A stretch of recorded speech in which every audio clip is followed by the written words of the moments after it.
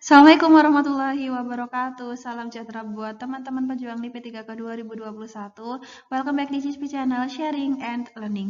Lanjut kali ini ya, kita akan bahas soal asli dari tryout kedua SIM PKB Guru SD part yang keempat. Oke, kita udah bahasnya sampai part yang keempat ya. Sebelum bahas, ini aku ada sedikit pengumuman. Nah, kemarin kan ada untuk reservasi atau pendaftaran tryout yang ketiga by CISPI Channel gitu. Materi sesuai dari yang ada di SIM PKB ya. Nah, karena besarnya animo dari teman-teman semua, banyaknya yang mendaftar, jadi untuk link pendaftaran tryout ketiga sudah aku tutup kemarin sore pukul 6 gitu. Karena kan aku janji semuanya bakal dapat timer ya, takutnya kalau banyak banget yang ikut nanti akan ada error-error gitu sih. Ini aja yang udah daftar ribuan teman-teman, jadi benar-benar di luar ekspektasi ya, banyak sekali animonya, semuanya semangat untuk ikut tryout ini. Terima kasih semua atas atensinya. Lalu ada lagi pertanyaan, Kak aku udah daftar kok nggak dapat email ya? Jadi gini, link tryout-nya itu akan dikirim pada waktu pelaksanaan tryout. Nah, misalkan ya, tryout yang pedagogi kan hari Sabtu, jadi linknya akan dikirim di hari Sabtu itu. Lalu yang profesional SD kan hari Minggu. Nah, linknya juga akan dikirim di hari Minggu insya Allah pagi ya. Lalu pertanyaan lagi, Kak, bisa diakses jam berapa ya? Nah, kalau jamnya itu bebas aja sih, terserah teman-teman jam berapa. Yang penting masih di hari itu masih bisa diakses. Jadi, misalkan nih teman-teman sudah dibuka ya link tryout-nya, itu kan hanya bisa sekali pengerjaan. Lalu ketika sudah dibuka itu waktunya jalan terus. Jadi teman-teman benar-benar siapkan waktu untuk mengerjakan tryout itu yang pertama ya. Dan yang kedua itu jaringan sih, jaringannya harus stabil karena dulu aku pernah kerjain tryout gitu dengan timer seperti ini dan jaringannya kurang kuat ya. Itu nanti apa sih kayak kalau misalkan ada gambar itu gambarnya nggak keluar gitu. Oke, jadi jangan khawatir buat teman-teman ini ada yang chat. Banyak juga lumayan yang aduh Kak aku belum daftar, aku baru dapat info. Don't worry, jangan khawatir nanti. Insya Allah aku buat lagi tryout keempat sesuai dengan materi-materi yang ada di SIM PKB gitu. So stay tune di CISPI Channel. Buat teman-teman yang sudah ikut juga besok bisa ikut lagi.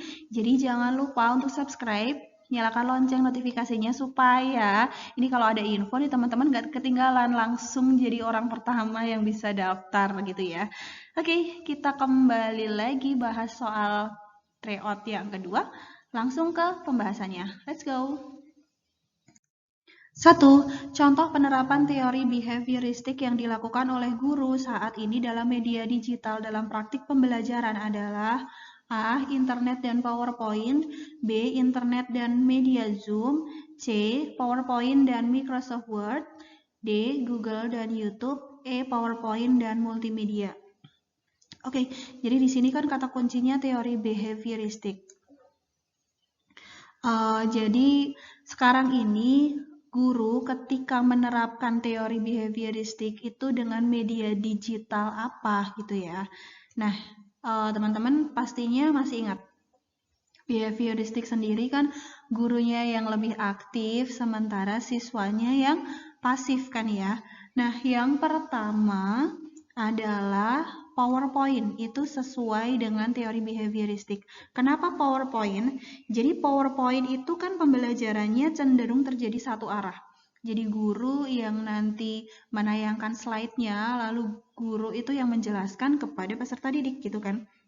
Materi juga yang disampaikan di PowerPoint ini disusun rinci dari bagian-bagian yang kecil.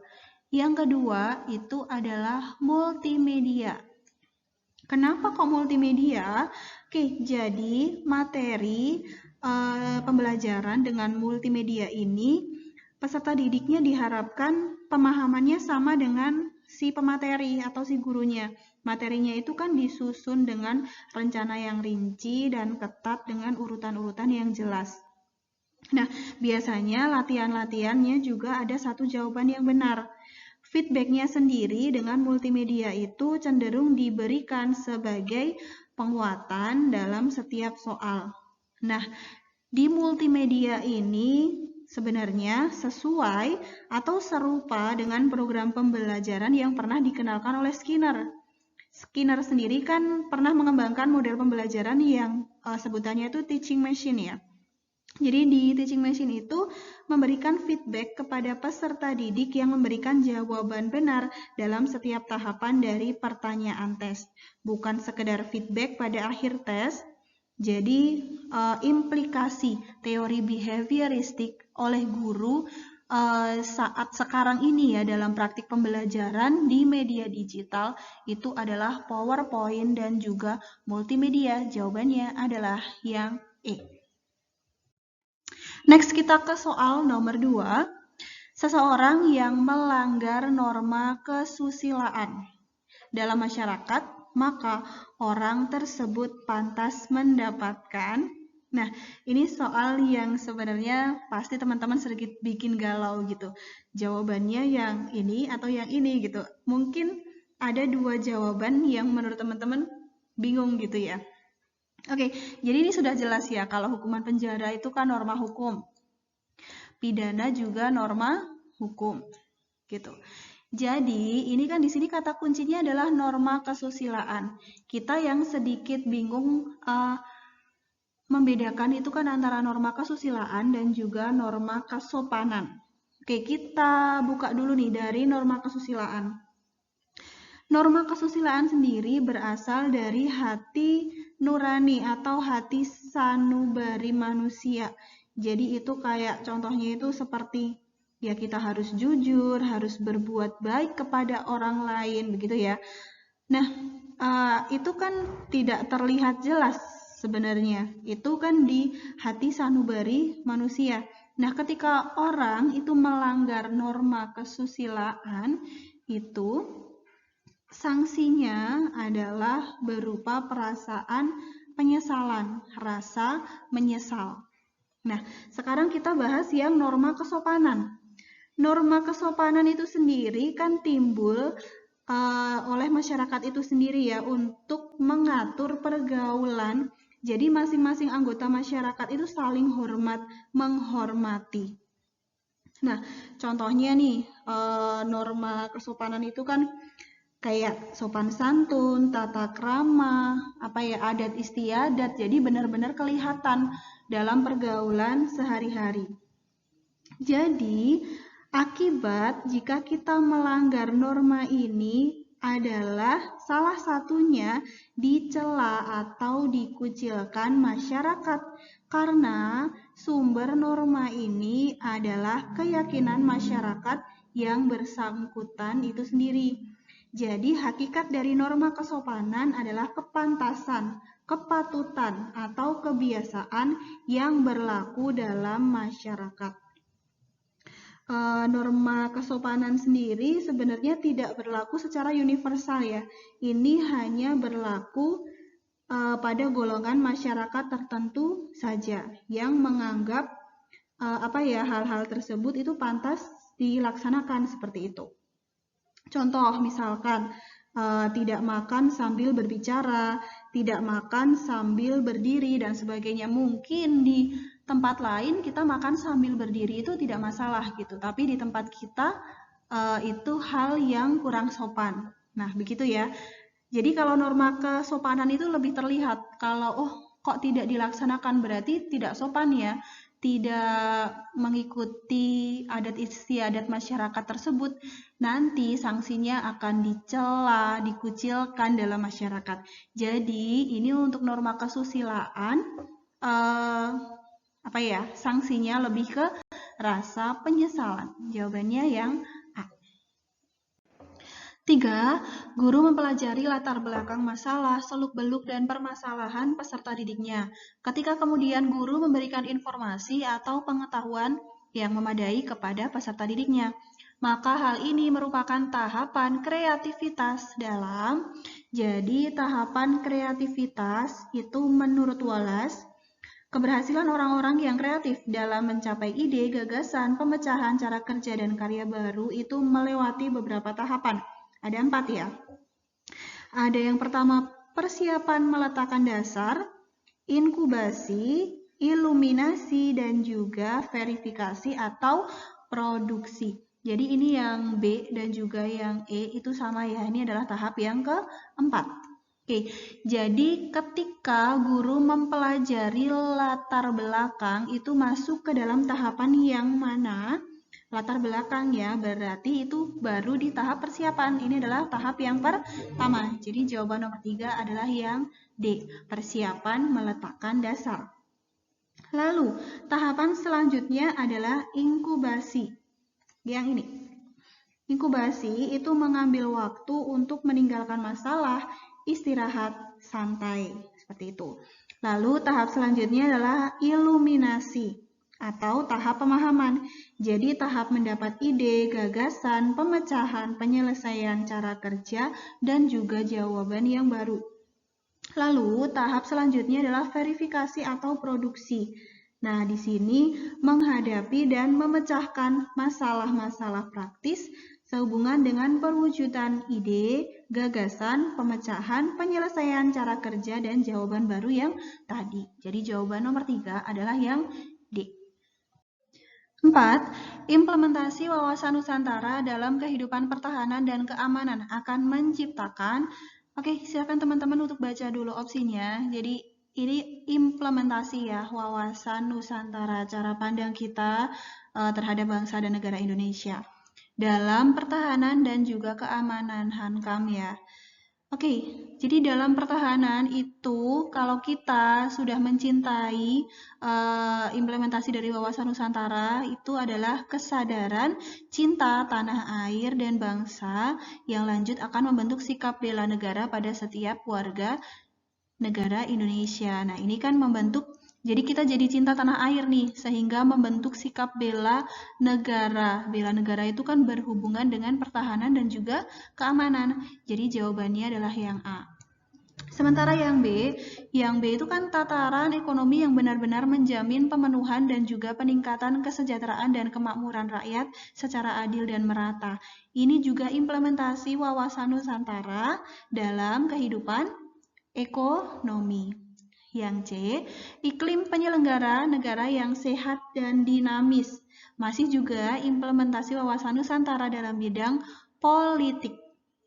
Yang D, sikap batiniah dan lahiriah yang mengakui, menerima, dan menghormati segala bentuk perbedaan dan kebinekaan sebagai kenyataan hidup di atas karunia Sang Pencipta.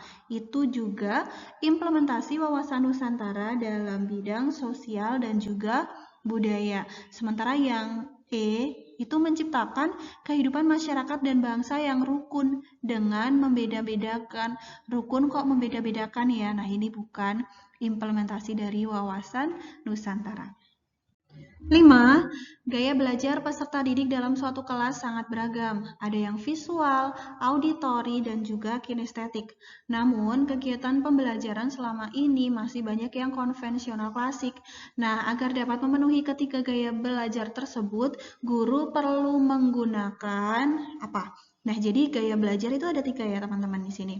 Ada yang pertama itu visual, auditori, dan juga kinestetik. Nah, itu guru harus tahu gaya belajar dari peserta didiknya itu apa. Yang pertama adalah visual. Jadi visual itu peserta didiknya itu lebih mudah atau lebih baik jika melalui penglihatan. Nah, jadi penglihatannya itu jadi modal utama bagi peserta didik yang punya gaya belajar ini. Seperti itu. Jadi jika guru itu mengajarkan tanpa disertai gambar atau simbol visual, maka mereka akan sedikit kesulitan dalam memahami pembelajaran. Contoh dari implikasi gaya belajar visual ini adalah dengan menggunakan gambar, poster, diagram, PowerPoint, ada peta konsep, bisa disetel film atau video, multimedia, televisi, dan lain sebagainya. Atau bisa juga diajak untuk observasi, mengunjungi tempat-tempat seperti museum, tempat peninggalan sejarah, dan sesuai dengan yang sedang dipelajari saat itu. Yang kedua adalah tipe auditori ya, audio berarti pendengaran. Nah, mereka dengan gaya belajar ini lebih mudah untuk menerima pembelajaran itu melalui pendengaran. Jadi alat indera pendengaran itu modal utama bagi peserta didik gaya belajar ini. Peserta didik gaya belajar auditori itu lebih menyukai penyajian materi belajar, misalkan kalau guru itu ceramah atau diskusi seperti itu. Jadi, kekuatan mendengar mereka itu sangat baik, senang mendengar, dan kemampuan lisannya juga sangat hebat. Biasanya karena senang mendengar, mereka itu jadi suka bercerita. Ingatannya juga sangat baik seperti itu, dan mengenal banyak lagu, dan juga bahkan dapat menirukan secara cepat dan juga lengkap. Nah, oleh sebab itu, implikasi yang harus dilakukan oleh guru dalam gaya belajar peserta didik auditori itu adalah dengan misalkan rekaman seperti kaset audio, lalu diskusi, lalu belajarnya itu tidak ada kebisingan atau keributan. Musik juga bisa seperti itu ya. Yang ketiga adalah kinestetik. Kinestetik itu bergerak. Jadi peserta didik dengan gaya belajar kinestetik itu biasanya melakukan aktivitas belajarnya secara fisik dengan gerakan, dengan menyentuh atau melakukan. Oke, jadi peserta didik dengan gaya belajar ini biasanya menggunakan fisiknya lebih banyak daripada melihat atau mendengarkan. Seperti senang bergerak, goyangkan kaki, goyangkan tangan, seperti itu. Jadi peserta didik seperti ini biasanya di kelas itu senang jalan-jalan, atau kalau enggak tangannya dia meja itu ini buat ini sih digerak-gerakin terus tangannya di meja atau kakinya. Jadi pokoknya dia tuh senang dengan bergerak gitu. Jadi anak dengan gaya belajar ini sulit berdiam diri dalam waktu lama. Jadi sulit mempelajari sesuatu yang abstrak seperti rumus, kurang mampu menulis dengan rapi. Jadi ya kita harus bisa menghadapi peserta didik tersebut dengan gaya mereka. Contoh, dengan menggunakan objek nyata, atau kita ajak peserta didik untuk mengeksplorasi lingkungan. Seperti itu. Nah, jadi untuk ketiga gaya belajar ini, yang perlu guru lakukan adalah dengan menggunakan A. Media audio, ini berarti udah sesuai dengan auditori ya. Video, ini udah sesuai dengan visual. Percobaan berarti mereka bergerak ya, sesuai dengan kinestetik. Ya udah, berarti udah ketemu ya, jawabannya adalah yang A. Audio, video, dan juga percobaan. Next kita ke soal nomor 6. Seorang arsitek akan membuat kolam renang dengan ukuran seperti gambar. Ini panjangnya 80, lalu kolamnya itu panjangnya 50. Nah, ini ada yang kurang ya. Jadi lebarnya kolam itu 18 meter. Lalu lebar dari pinggirannya itu adalah 26 meter. Ini kepotong gitu gambarnya. Daerah yang diarsir akan dipasang lantai keramik. Luas lantai yang akan dipasang keramik adalah, jadi ini ya yang diarsir. Nah, kalau teman-teman menemukan soal model seperti ini kan di luar ada gambar persegi panjang, ya kan? Sebagai lahannya, lalu di dalam itu ada kolamnya. Nah, di sini adalah arsirannya yang akan dipasang keramik, jadi butuh luasnya keramik berapa. Oke, karena luas ini adalah yang pertama, dan ini adalah yang kedua. Jadi luas kedua itu kan mengurangi dari luas yang pertama. Oleh sebab itu kalau ketemu model seperti ini, seperti dulu kemarin juga ada yang muncul ini ya.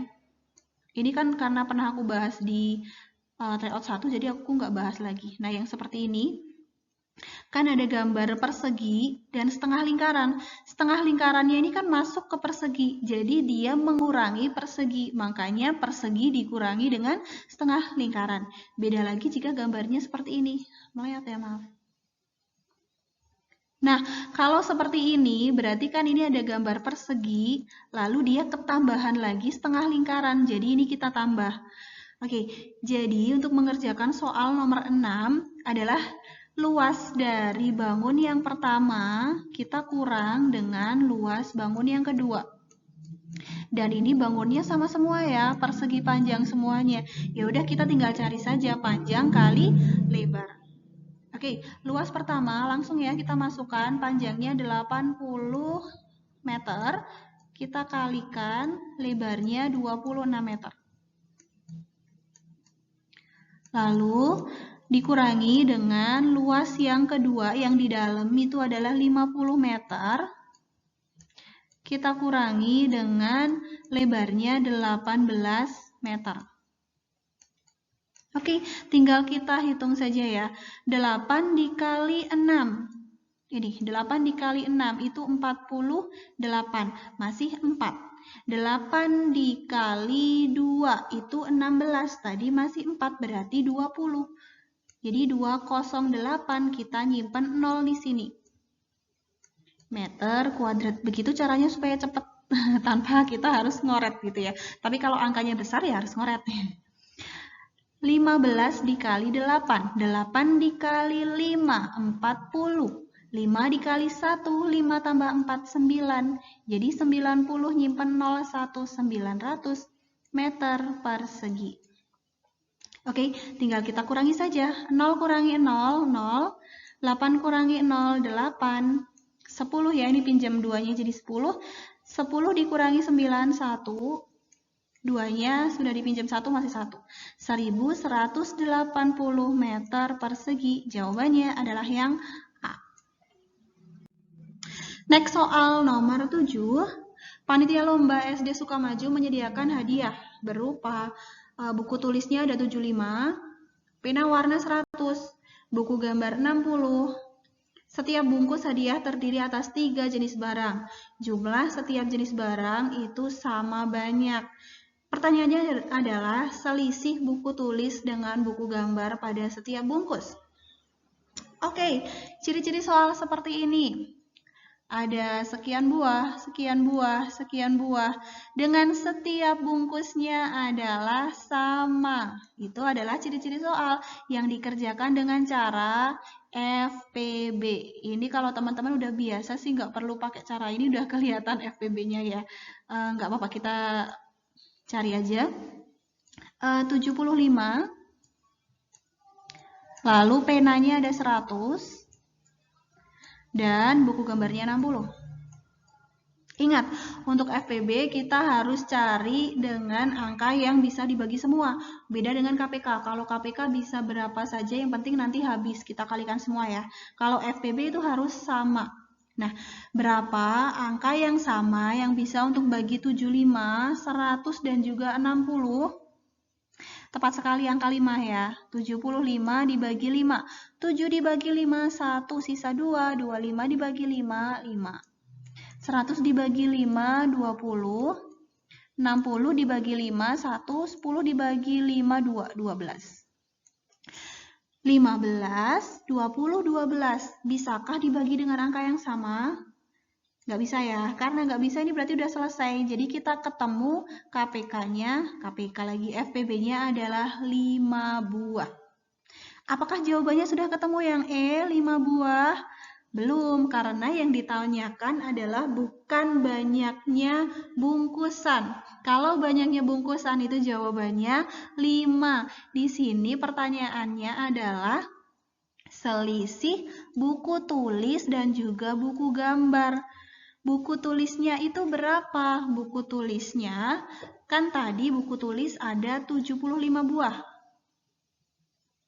Nah, jadi buku tulis itu kan ada 75. Untuk tahu berapa buku tulis di setiap bungkusan, itu kita bagi dengan FPB. 75 dibagi 5. Hasilnya sebenarnya udah ada di sini ya, 15. Tapi aku tulis nih biar lebih jelas lagi. Lalu buku gambar itu tadi ada berapa? Ada 60. Buku gambar GM gitu aja ya. Buku gambarnya kan ada 60. Lalu berapa sih setiap bungkusnya buku gambar dapat berapa? Sama dibagi dengan FPB. Hasilnya berapa? Udah ada sih sebenarnya di sini 12. Pertanyaannya apa? Pertanyaannya selisih. Selisih itu berarti yang banyak kurang yang sedikit. 15 kurangi 2, jawabannya 3. Berarti selisihnya adalah yang B, 3 buah. Seperti itu ya. Next. Soal nomor 8. Jagat raya terdapat gas yang kemudian berkumpul menjadi kabut atau nebula. Gaya tarik-menarik antar gas ini membentuk kumpulan kabut yang sangat besar dan berputar semakin cepat. Dalam proses perputaran yang sangat cepat ini, materi kabut bagian khatulistiwa terlempar, memisah, dan memadat. Karena pendinginan, bagian yang terlempar inilah yang kemudian menjadi planet-planet dalam tata surya. Pernyataan ini merupakan apakah Big Bang, kabut Canley-Place, nebula teori, steady state teori, atau planetesimal. Oke, di sini kata kuncinya ya ada kabut nebula. Ya udah, ini adalah teori nebula atau nebula teori. Ini harus tahu kata kuncinya semua ya untuk masing-masing dari teori pembentukan planet atau tata surya. Ini juga kemarin keluar di SKB sih, jadi masih hampir sama ya materinya. 9. Sebagai guru taman kanak-kanak, Ibu Ati Kusumastuti memberikan pembelajaran pada peserta didik agar mengembangkan motorik halus dengan melakukan gerakan, apakah kejar-kejaran, membersihkan kelas, lempar tangkap, menendang bola, atau menjiplak huruf. Oke, di sini kata kuncinya motorik halus. Jadi motorik ada dua ya, halus dan juga motorik kasar gitu. Kejar-kejaran itu bukan, membersihkan kelas juga bukan, lempar tangkap, menendang bola. Nah, motorik halus itu yang E, menjiplak huruf. Kalau ini mudah ya, sepertinya teman-teman pasti udah bisa. 10. Aspek obedience dan punishment orientation. Jadi orientasi peserta didik masih pada konsekuensi fisik dari perbuatan benar salah, yaitu hukuman dan kepatuhan, atau peserta didik menilai baik buruk berdasarkan akibat perbuatan dan aspek naively egoistic orientation. Orientasi peserta didik pada instrumen relatif terdapat pada masa perkembangan. Jadi perkembangan anak ya, perkembangan moral anak atau peserta didik itu kan oleh Kohlberg dibagi menjadi 3. Ada pre-konvensional, konvensional, dan juga post-konvensional atau pasca konvensional ya. Di sini kata kuncinya punishment, hukuman itu sudah jelas di pasca lagi pre-konvensional atau pra-konvensional. Di sini sekitar umur 6 sampai 10 tahun. Seperti itu. Pokoknya untuk apa ya? Untuk ciri-ciri dari anak-anak umur segini itu masih ini sih perbuatan benar salahnya itu masih berdasarkan hukuman dan kepatuhan, atau anak menilai baik buruk berdasarkan akibat dari perbuatannya. Jadi pada tahap ini peserta didik juga memiliki rasa takut akibat dari perbuatan negatif gitu. Lalu tahap yang kedua adalah konvensional. Di tahap ini umur 10 sampai 17 tahun yang meliputi aspek good boy orientation, yaitu orientasi perbuatan yang baik itu yang menyenangkan, yang membantu, atau yang disepakati oleh orang lain. Jadi anak itu patuh pada karakter tertentu yang dianggapnya alami. Menjadi anak baik itu saling berhubungan dan peduli terhadap orang lain, atau orang menilai baik buruk berdasarkan persetujuan orang lain. Next, tahap yang ketiga adalah post-konvensional, 17 sampai 28 tahun. Nah, tahap post-konvensional atau biasa kita sebut juga dengan pasca konvensional ini meliputi kontraktual legalistic orientation. Jadi orientasi orang pada legalitas kontrak sosial.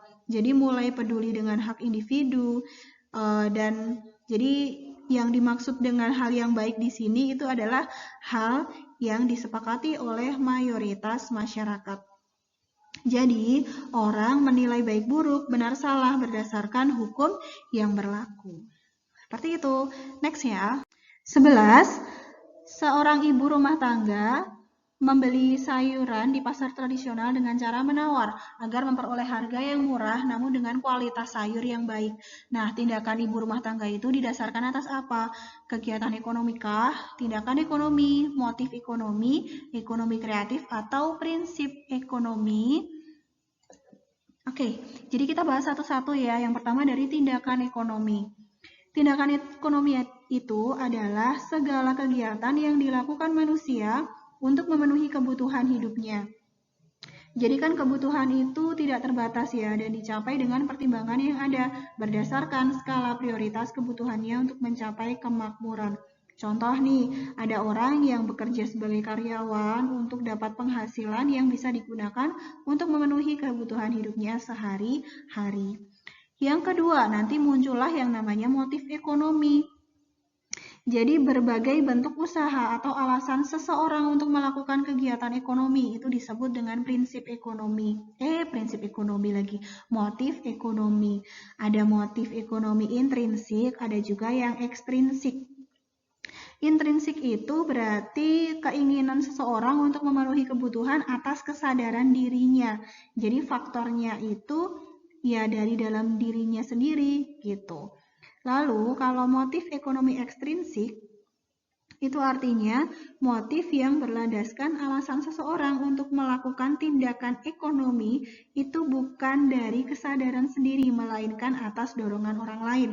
Misal seseorang itu bekerja karena ya dia itu tulang punggung keluarga, jadi kan berdasarkan dari dorongan di keluarganya itu gitu. Lanjut adalah prinsip ekonomi.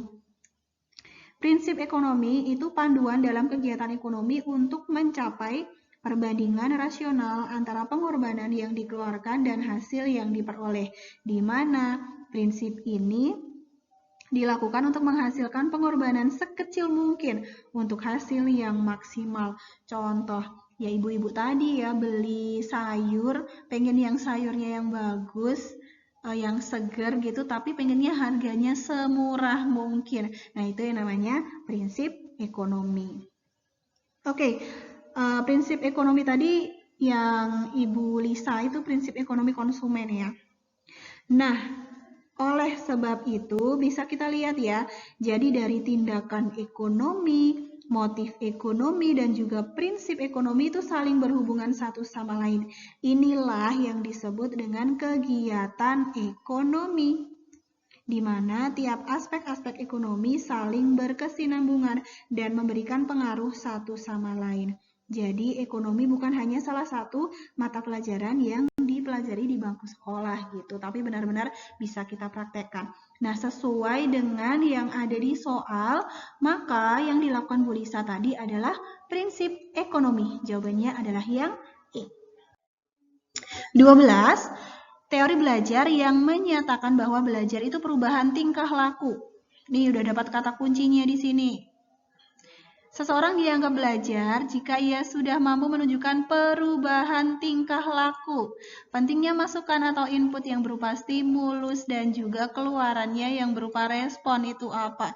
Jadi prosesnya di sini tidak penting ya, yang penting adalah perubahan tingkah lakunya. Ya anak itu berarti dia sudah berhasil misalkan kelas 1. Anak itu ya sudah berhasil kalau dia sudah bisa baca gitu misalkan di KD-nya. Tidak peduli prosesnya itu seperti apa. Apakah itu kita harus diulang-ulang, nanti dikasih reward kalau berhasil, lalu diberi hukuman jika salah. Nah, seperti itu ya. Itu adalah contoh dari teori belajar. Ini semuanya bisa tebak pasti. Behavioristic. Easy ya, teman-teman. Semakin sering kita pelajari, nanti akan ketemu kata kuncinya. Insya Allah bisa ya. Oke, quotes hari ini ya, teman-teman. I find that the hardest I work, the more luck I seem to have. Thomas Jefferson. Jadi saya menemukan bahwa semakin keras saya bekerja, semakin banyak keberuntungan yang saya miliki. Iya, betul sekali. Jadi itu juga yang saya dapatkan kemarin. Prinsipnya yang saya lakukan adalah saya berusaha dengan sungguh-sungguh. Apapun nanti hasilnya, saya serahkan lagi kepada Allah ya, kepada Tuhan. Itu memang yang terbaik yang saya dapat. Dan ya luck itu tadi kembali lagi nanti ke rezeki, kepada luck. Jadi apapun hasilnya teman-teman, kalau kita memang sudah berusaha dengan sungguh-sungguh, ya nanti apapun itu pasti kita akan terima. Itu adalah rezeki dari kita gitu. Kalau toh belum berhasil ya tidak akan ada rasa kecewa atau penyesalan. Dan kalau toh nanti kita berhasil, itu rasa senangnya itu akan berkali-kali karena dengan hasil dari kerja keras kita sendiri. Oke, thank you semuanya teman-teman dari CSP Channel yang sudah menyaksikan video kali ini. Mohon maaf ya jika ada salah-salah kata. Sampai jumpa di video-video selanjutnya. Wassalamualaikum warahmatullahi wabarakatuh.